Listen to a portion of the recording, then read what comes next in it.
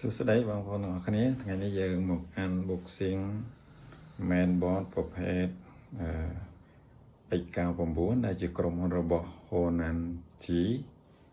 ដែលមានឈ្មោះថា X99 F8D Plus ដែលជាប្រភេទ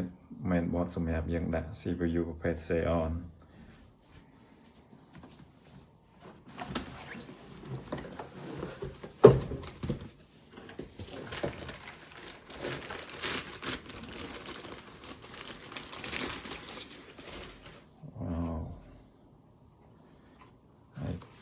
ខាងក្រោមនេះមានមកជាមួយនឹងជើងហើយនឹង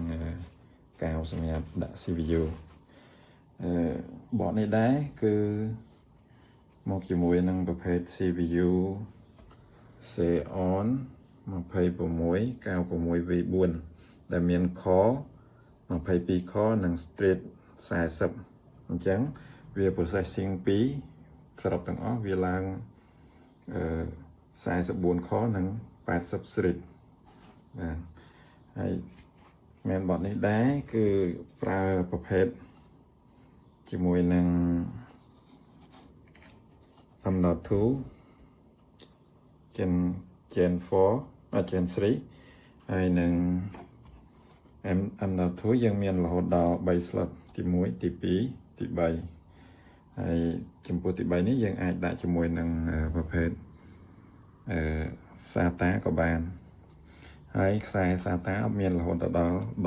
10នេះ3ចុចបាទហើយនេះដែរគឺគុណជាមួយនឹង16គុណ8គុណ16គុណ8គុណ8ចំពោះផ្នែកខាងក្រោយវិញយើងមើល run.usb 3ចុចមានចំនួន4គ្រាប់និង2ចុចមានចំនួន4គ្រាប់ហើយនឹងខ្សែ network 2.5CPU នេះដែរmainboard នេះដែរគឺលក្ខណៈ premium ខ្លាំងមែនទែនដោយសារថាមើលទៅរូបរាងនិងទម្ងន់គឺធ្ងន់ណាស់ដែលវាមានទទឹងរហូតដល់30 សង់ទីម៉ែត្រនិងបណ្ដោយ33 សង់ទីម៉ែត្រនេះពីក្រោយវ៉ាវ looks so premium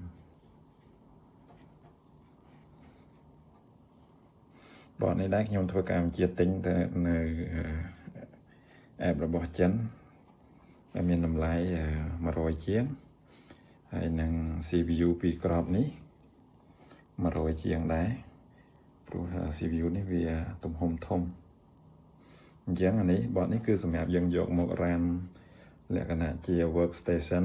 24 ម៉ោងលើ24 ម៉ោងការងារ MMO ការងារ design កាត់តរូបភាពក៏បានតែយើងផ្ដោតទៅលើ MMO កាត់តរូបភាព design នេះក៏ត្រូវដែរបាទអញ្ចឹងចំពោះផ្នែកខាង slot សម្រាប់ដាក់ RAM វិញវាមាន4វាមានរហូតដល់8 CPU មួយមាន RAM 4ហើយ mainboard នេះដែរគឺ support RAM រហូតដល់512G អញ្ចឹងមួយ slot នេះយើងដាក់64សរុបទាំងអស់វា512បាទហើយអ្វីដែលលក្ខណៈពិសេសនោះគឺនៅលើ mainboard នេះផ្ទាល់តែម្ដងគឺមានប៊ូតុងសម្រាប់ reset និងប៊ូតុងសម្រាប់បិទបើក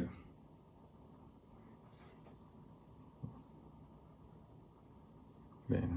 ហើយវាភ្ជាប់ជាមួយនឹងតង្ហាសម្រាប់ស្អំកងដង់វាមាន2នៅក្នុងនេះអញ្ចឹងធ្វើឲ្យ board នេះវាត្រជាក់អញ្ចឹង board នេះវាពិសេសខ្លាំងមែនទែនសម្រាប់ការងារដែល run 24 ម៉ោងលើ24 ម៉ោងដូចជាការងារ MMO ដែរខ្ញុំ recommend ប្រើ board នេះបាទសូមអរគុណ